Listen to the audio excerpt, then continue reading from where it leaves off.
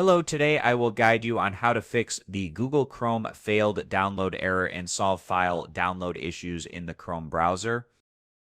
If you're facing issues downloading a file due to security warnings, first make sure the file is from a trusted source.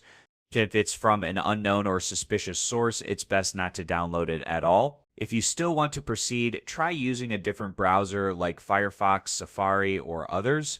However, if you prefer to use Chrome and the issue persists, proceed with caution. In this case, you can temporarily disable Chrome's safe browsing feature to bypass the security warning, download the file, and then re-enable the protection afterward. Be very sure about the file's source before proceeding. How to disable safe browsing in Chrome. Open Chrome. Click the three dots in the top right corner and select Settings. Go to Privacy and Security. In the Security section, you'll see that Standard Protection is enabled. Click on the option to turn off safe browsing. Download the file from the site.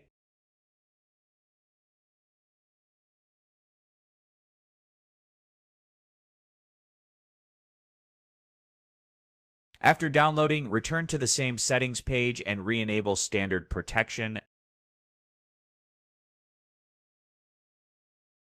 This is a simple workaround. Thanks for watching.